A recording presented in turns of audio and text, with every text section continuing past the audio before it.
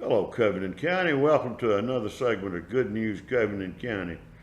I'm here with my usual compadres at the world's smallest television station. There's me and my buddy Tom over there, and behind him is our buddy Caleb or Jaden or Jared or whatever his name is today. He's under a number of aliases, but there's one guy in the room I know who he is, and that's him right there. There he is right there with President Trump. And his name is Barry Moore. And he's from Enterprise, Alabama. And I can't pick sides or anything like this, but I know this. He's one of us. And we're going to talk about him. He's running for the United States Congress in this district. And he's running against several fine people, including one incumbent, Martha Roby. And, we don't get to pick, well, we could pick, names and endorse people. But if I endorse somebody, only two of y'all would vote through. I voted for anyway. So I don't want to hurt a candidate by endorsing him. But that's who he is right here, Barry Moore. He lives over in Enterprise, Alabama. He's has all the appearances of being a happily married man. The story I get, although I haven't seen her, is that you're really missing the star of the campaign if his wife's not here. That's just what they told me. In fact, I think you told me that. I get that a lot. So you're exactly right. I get that an awful lot. She actually is my son said one time, Dad, Mom's the brains. You're just the face of the campaign. So there's probably a lot of truth in that. I guarantee you if that's the way it is, it's not the only campaign in the United States that's run that way. Amen. Our church, we say that we've got deacons and folks like that, but if you want to get the real spiritual people, you go get the women. That's exactly right. We were at the forum here. I was actually in a few weeks ago, and Heather had spoke on my behalf because I was in Montgomery. We were working on budgets, and I don't know how many tables I went up to where people would say, "You married to that little short blonde?" I said, "Yeah." "Oh, well, she spoke to you a few weeks ago. You got our vote." So Barry, I need to send her more often than I go. We need to establish what you do for a living, because everybody, thinks, look at over here, there's this nice looking guy in a dark suit that this redneck's talking to, and they don't know what you do for a living. They don't know. A lot of folks don't know. I own a garbage company and a dirt work company, so I actually drive a garbage truck some days and got my CDLs and run an asphalt spreader, excavator. So I grew up on a farm, but just kind of over the years transitioned into business. And then in 2006, the Republican Party asked me to run, and I told them no in 6, and then in 10 they came again. They wanted a small business owner who had never ran for office. And so, and what office did you run for? Ran for Alabama House of Representatives, got elected in 2010, and began just to serve the district, vote my convictions, got reelected in 2014. They came after us pretty hard in 2014, and which I found the more you watch politics, the more you realize sometimes that there's a political arm out there, a thing called the swamp by President Trump, that actually comes after people who are trying to give the voice back to the electorate. And so we went through, got elected in 2014, and had actually term limited myself. This was going to finish me up in politics, I felt. Well, not unless if you go to Washington, it won't. That's right. Well, that's the thing. I had decided I wasn't going to run again. I was going to come back and run my business. I think you need fresh blood. I think you need new people willing to serve, and I think we need people engaged in the process. And then in August of 2015, August 21st, they called me. They said, there's a guy by the name of Donald Trump coming to Alabama. Yeah, I've heard of him. You've heard of that guy? He wanted to meet with us. He needed some endorsements across the country because he didn't have a lot of political background. Right. He was in the media world and business, real estate, but he hadn't done a lot of things politically. So there were 5 of us originally scheduled to meet with him, 5 legislators, and we got down there, and it was. It began to by the time we got there, it turned into a 30,000 people stadium event. This was the Mobile event. Mobile event, Lad People Stadium. The first stop he had made on the campaign trail, first time. And that day, we made a decision, and my wife and I, to endorse that day, and went out and endorsed him. And then when the Access Hollywood thing came 20 days from the election, the Trump state director called me and said, "Would you run for Congress?" And I said, "I'm going to have to think about that, Joe." It took me 5 months to make that decision. Well, this is kind of maybe irrelevant, but since there's a chance that you're going to Washington, I just have to ask this. We do a thing on our show just about every day, and it's called the Buzzard Report. And the inside joke is that we count the buzzards on top of the courthouse every day. And we do that because a lot of times the buzzards resemble some of the attorneys that go in there. And it's a kind of a running joke about the buzzard count here in Covenant County, and that the buzzards give the attorneys a wide berth, and the attorneys seem to dodge the buzzards pretty well too. Now, what's that got to do with my question with you is this.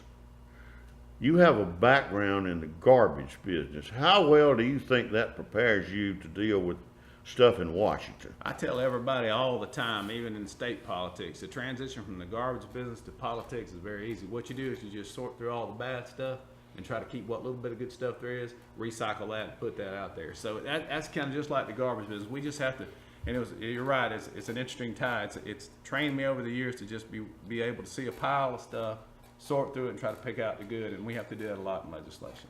Well, it sure seems to me, I'm not taking anybody's side, but there's a big pile of it in Washington. You're exactly right. And we can smell it from here. It's horrible. And the more and more we see it, and I've just been watching the Russian collusion hearings. I know you've been on the edge of your seat waiting for something to happen for a year and a half now, and it seems like to me that that's just part of that deep state, that pile of garbage trying to nullify the voice of the American people. And we just really need some people that can sort through that sort of thing and get to the bottom of it. Yeah, well, it's interesting that you can spend a year and a half investigating a non-event. Isn't that amazing? And I've got good friends that are Democrats that are probably going to quit talking to me for a while. And guys, I don't want you to do that because I really like y'all. I mean, I do. There are mighty good people out there that vote for the other side.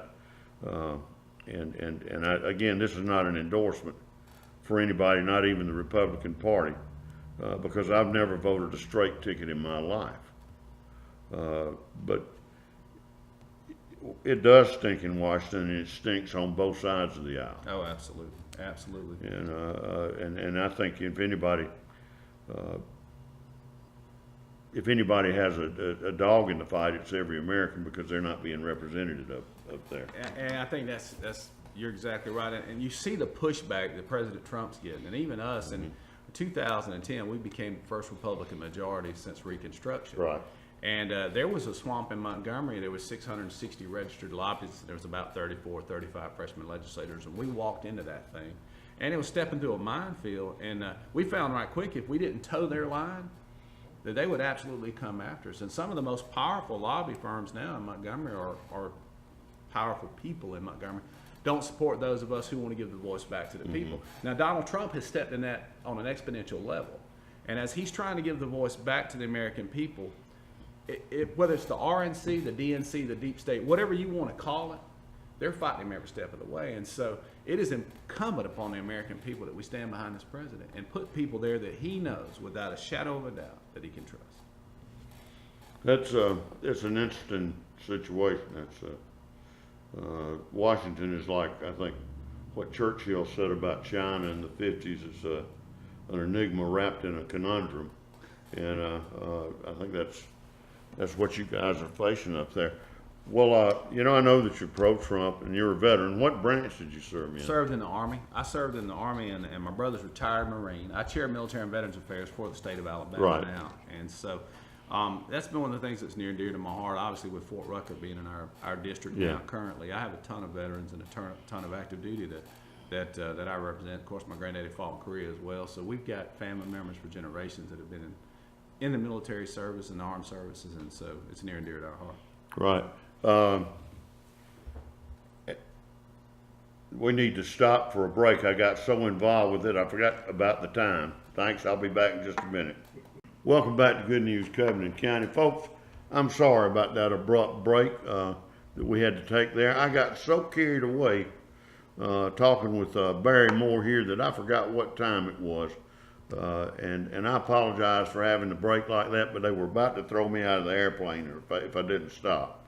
But we're back with Barry, and when we were on here just a few minutes ago, Barry Moore running for United States Congress as a Republican in Covenant County, Coffee County, Autauga County, Montgomery County, Dale County, Geneva County, Pike County. Pike. Is Crenshaw in there? Covenant is. I don't know about Crenshaw. We get a little bit of Crenshaw, and then Butler County up that way. Right, It kind of runs almost up I-65 when you get over there going north. Narrows up in Montgomery, opens back up in Autauga and Elmore. You know, you were talking about, and you might find this incident, may be surprised by the statistic. I collect and have for years absolutely useless information about stuff. And one of the absolutely, and I've been able to make money out of it, so to me it's useless information. But the Covenant County has the highest per capita rate of veterans of any county in the state of Alabama. I would have thought it would have been up around Huntsville or maybe around Montgomery or over in Dale County or somewhere like that, but per capita. I did not know that. Yeah, it's I got that from the Veterans Administration. That's good. That's the only thing I ever got from Veterans Administration. But I hear a lot of stories about the Veterans Administration. I'm sure you having served in the House on the Veterans Affairs Committee. Oh yes. You know quite well what's going on. Now, we were talking about how you decided and why you decided to run. And it's obvious that it wasn't one of those things where you got this phone call and said, Barry, this is Donald Trump. I want you to run for the House for me. And then you said, well, Donald, I'll be more than happy to. Obviously, you didn't go out there and saw the limb off before you measured it. Sure. How did you? I mean, what did you process did you go through? I think it was a miraculous process, to be honest with you, and often I get to share my testimony on the road. But I had term limited myself, and I told you earlier I became the first in the nation to endorse Trump, and I was a Trump delegate. But when he was running for the nomination, I just wanted to make sure, especially 20 days out, that we supported him when he got thrown on the bus, and that we could not risk Hillary Clinton being president of the United States. I had term limited myself. I was done.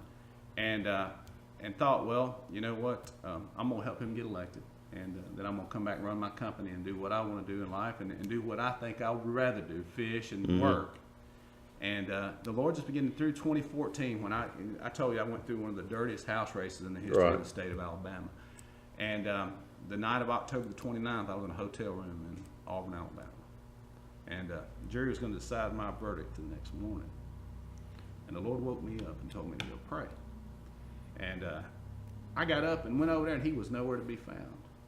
And when I know it was God that woke me, because I taught Sunday school half my life, but I'd never met him quite like I did that night. Mm-hmm. Went back to bed. He woke me up later that night and said, I want you to get up and go pray. I got up and got on my knees in that hotel room, and he was nowhere to be found. I went back to bed, and the next morning in the shower, the Lord had that conversation with me that he would not have with me the night before. And he said, I'm teaching you that obedience is greater than sacrifice. He said, I'm going to call you to do some things. And he said, I want you to be obedient. And so we went through that process, and I went in there and got that not guilty verdict. The Lord gave me Psalms 37 that night, and he said, the first thing I want you to do when the cameras go in your face is I want you to read Psalms 37, 5, and 6 to the media. Whether you're guilty or not guilty, I want that to be the thing that you do. And we had just, prior to going for that verdict, I was sitting on the second floor of the Lee County Justice Center, and a man was looking at me across the balcony, and he walked over to me, and he said, my name's Joshua. And he said, I'm here to tell you to do what God's called you to do. I know what that was going to be. And got that not guilty verdict. I took that step of obedience and read Psalms 37, 5, and 6 to the media. I know that was weird, but I was more concerned about being obedient at that point than doing what looks politically correct or whatever. And so through that process, for the next 2 weeks, the Lord would get me out of the bed at a certain time, 3:47 in the morning, and have me go outside and pray.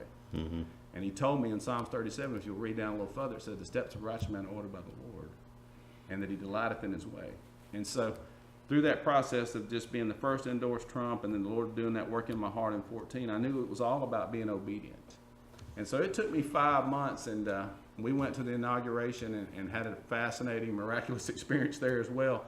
And, you know, I just felt like that's what the Lord had called me to do. And I tell everybody all the time, and it drives my wife crazy. I say, you know, the Lord's called us to be willing to be obedient and step in this race, but that doesn't mean we're going to win. You know, Psalms 119, 105 says, "It's a lamp unto my feet." And so all I can know is that next step of obedience. And so I'm willing to go serve because I think I'm willing to run the race because I was called to run. But that if the people and the Lord so sees fit, I'll go serve. If not, hey, I'm okay. I can go back to fishing and working, which is what I wanted to do to start with. Mm-hmm. But through that process, I've had an opportunity to share my testimony and to get to know many people in the administration, and it has been a life-changing experience for this old boy. Well, I'm sure it has. You know, I'm not trying to make light of you. Remember, I always said when I had an experience like that, I needed to take some Pepto-Bismol, but I'm not trying to make light of you. Believe me, I didn't know what to make of it either. But I do know that the Lord communicates with us all. He really wants to. He does. I just maybe regressing a little bit, but you said you were up there, and it was some kind of a legal action. Was it? Yeah, just very similar. We got very similar to what we ran into or running into with Trump. Now we can talk about that in the next segment, or I can do it. Yeah, no. Let's talk wait. about the next We're segment. going to I'll take tell a you kind of break. what Trump ran into, same thing I ran into. Because I had a suspicion that this is where this was going to go. Yes, sir. We'll be back in just a few seconds. Welcome back, Covington County, to Good News Covington County with Brother John and Cousin Chad and Cousin Tom and our friend Barry Moore over here, who we've just enjoyed interviewing so much. He's shared a side of his life with us that's pretty powerful. And we can't put it all on the air, but just this is a guy that says what he believes and believes what he says, and feel comfortable that I believe that if he tells you something, it'll be the truth. It may not be right or wrong, but in his mind, it'll be the truth. Is that a way of calling me crazy? No, my I'm gosh. crazy. I'm giving you a hard time. If that's crazy, then you're talking about me. Oh, I got you, brother. I was just giving you a hard time. And I am crazy. You know, I've got a straitjacket at home. It's got my initials on it and everything. You know, I've never understood why they call them straitjackets, because they go like I'll this. get you all crossed up. Yeah. But maybe it's because they keep you straight. That's what I'm thinking. They keep you but straight. you can still bang your head against the wall. Right. That's right. Anyway, now how would we know that? I don't know. It's Just bad. rumor, I guess. Yeah, it's got to be it there.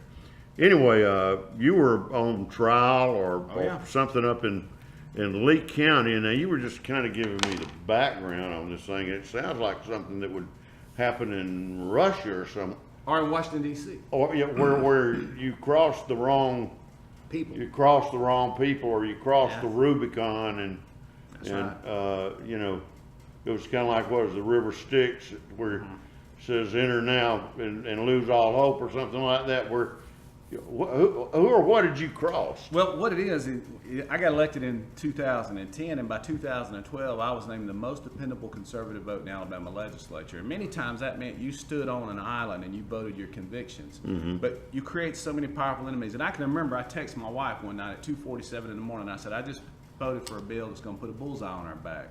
I didn't have any idea that the extent that the left, and in many ways, the powerful sources in Alabama would go through to destroy a voice of the people. And so I got drug into the grand jury in Lee County, and just like they did Jeff Sessions, the Democrats accused him of perjury. Well, they set me up from the get-go, and they accused me of perjury, indicted me for perjury, and offered to cut me a deal. If I'd cut a deal, they actually told me, they said, you perjured yourself and your political career is not worth this. And so the deal was, you could roll over or you could drop out of your race. And honestly, I'll tell you the truth, I got a call from my attorney. And I was standing out down to the oak trees near the carport at the house, and he said, Barry, he said, they're going to throw the book at you if you don't drop out of this race. He said, they're going to look at every business deal you've ever done, every campaign finance report you've ever done, anything you've ever done. He said, they're going to come at us. And I hung up the phone. That's intimidating now when your attorney calls you and tells you that. I walked over, my 12-year-old son was standing in the carport. He was 12 at the time, Jeb, and he said, I said, buddy, I said, we're going to have to drop out of this race or they're going to destroy us personally, politically, and financially. They're going to take us out. Mm-hmm. And he told me there, standing in that car, he said, Dad, he said, I've been studying the book of Daniel. He said, when all people kneel, he said, there was a few men that stood. And he said, I think we need to stand. And I turned to my wife, Heather, she'd walked out, and I said, baby, I guess I'm going to let a 12-year-old boy tell me what to do. Now, the Lord did a great work through that process in my heart, and I've talked about it, and that refiner's fire is very hot. And there were some things I needed to get straight, and the Lord will break you to make you, to shape you. And so I had to go through a very difficult process, but the one thing that taught me is you don't ever bend, and I've been there and done that enough to know that what the president and his family are going through right now, whether they're just wanting a perjury charge, they want to get Trump in front of Mueller, they want him to say so they can say he lied so they can get him over a barrel. They did the same with General Flynn. Yeah. They said, oh, you said something out of context. You were dishonest with the investigators, and oh, by the way, we're going to indict your son if you don't step down. And that's how it works. And so we fought that same battle in Montgomery that the president's fighting in D.C. He just needs some allies. Well, that's interesting. I mean, that really is. It's sometimes your convictions cost you, but apparently, since you're here talking with me today, they were wrong and you were right. The Lord blessed us through that process, and honestly, I can tell you this. Had I not been through that, I would not be willing to go through this, because I understand the challenges that are there. And you know, it's easy to get into an office and just stay there and not make a difference and get reelected and just be there forever. But sometimes we're called to something greater than that, and I hope many of us who are willing to serve are, and willing to do and fight the fight. And so, right. You know, you see it in President Trump. I mean, his net worth has dropped. His daughter's been, her clothing line's been attacked. You know, Don Jr.'s been through a recent divorce. Eric and let's see, Ivanka and Eric, I know, have both had to testify, I think, in front of the Senate committees. Yeah. And so anybody associated with the people's voice sometimes becomes a target of certain investigations, and rather looking for, usually the way the DOJ well, it's been like that ever work, since Webb Hubbell took the heavy hit for William Jefferson Clinton. Right, that's exactly right. And what they do, you're supposed to find a crime and then investigate the crime and see if who perpetrated the crime. The way the systems work now, a lot of times politically motivated systems, is they find an individual and then see if they've ever done anything that they can throw the book out of war. And that's what's going on right now in D.C. Well, tell me, we're going to have to take a break in a minute, but maybe you can answer this in just a short. Why would you think someone would give up their seat on the Military Affairs Committee in Washington? I think we've always had a strong representative from down here with military. I can't remember the name of the committee, but Armed Services Committee. Why would you give that up? I can't imagine why anybody would give that up. Not with the district and us having the two bases in the district like we do in the 2nd Congressional District. Unless there was some sort of idea that, hey, I can move up the ladder, or I can, attain some more power and appropriations. And sometimes in D.C. that's the problem. They get to looking up the ladder and forget what's going on in the district. And so that happens quite often. And you just forget the people who you represent and who sent you there. And you start saying, oh, what can I do for myself in D.C.? And that game's played a lot. It's played a lot in Montgomery. It's played a lot in D.C., obviously. Well, folks, we're going to be back in just a minute with a few more questions with our friend Barry Moore. Take care. Welcome back. We've got a fellow here in the studio with us as we talk about the good news in Covenant County named Barry Moore from over in Enterprise, Alabama. Barry's running for Congress, but Barry's a former garbage man. He knows how to clean up things. We've been talking about a number of things, and as we left, I'd asked him about why someone would give up a seat on a particular committee that I thought was vital to this area, and you had talked about that. Have you got any other thoughts about why someone would just take a bailout on military affairs in an area that's this beholden to the military? I can't for the life of me figure out why somebody would do that, and like I said, sometimes I think we get to looking up the ladder, and it happens in Montgomery, happens in D.C., where they want to please the leadership, or they want to move up and contain more power for D.C. or more power for their own careers, rather than really what's important to our district. And so I think that's the issue most times, and it happens, the system gets hooks in people all the time, and they lose their way. We send good people, and we don't know who they are in 2 years or 4 years. And I've heard that's kind of what happens in a lot of cases, and I saw it happen in Montgomery over my 8 years. What's your position on military affairs? Well, I think absolutely between military and agriculture in this part of the world, that's two huge economic engines, and we need to protect both of them. And all that, we've got so many veterans that have just gotten no kind of satisfactory service from the VA that since I've been chairing military and veterans affairs for the state, I'm limited. I can do things at the state level, and we've been able to do some things. But that federal system needs to be flushed. It needs to be cleaned out. Trump's fired 1,500 people that were there that weren't doing their jobs. But that was not supposed to be possible either. No, that was just the tip of the iceberg. And I've been to the White House a couple times on military and veterans affairs issues, and the hiring practices of how we hire those people that are supposed to treat our veterans needs to be looked at. Why haven't I've sent a letter to congressmen and senators about this, and I guess they're moving that way. But you know, we have a lot of small rural hospitals. Geneva, Luverne, places like that have veterans around them, and they can't go to those hospitals for a lot of the services they need. Those hospitals, consequently, most of them Hill-Burton Act hospitals. By the way, that's Lister Hill, that was a senator here for the state of Alabama for a number of years, helped fund these local hospitals. Or help put the funding out there for them. And you know, these guys are dying on the vine, and that leaves communities like Florella down here's got a hospital building, but nobody in it because there was just they couldn't make it off of just what was coming in the door sick. But we've got a lot of, for lack of a better word, sick people that are carrying around problems that could get could get aid out of a local hospital if it was available, but they have to go to Montgomery or to Tuskegee or I've had to Mobile or somewhere. And then sometimes don't get service or wait Right. 20 some odd days, Yeah. and that's one of the things we've had to do, and I've had to fight for it every year is transportation cost line item for those veterans to get to those appointments and for those veteran coordinators. And so, one of the why things would you have to fight for that if you had it local? We get them a voucher system where they could go locally, and that's been one of the things. Now, some people say that it's not cost effective, but I don't see how in the world the VA is cost effective in some ways that we run it. So, I think a voucher system in the free market, let it drive it locally, would absolutely make sense. And that's one of the things I hope we'll be able to get to the bottom of. And if we can push those kind of ideas, I think that's not that innovative. I just think it's common sense. Well, that's it. It's common sense. It's, you know, if I could get care in Geneva instead of having to drive to Tallahassee or Panama City or something.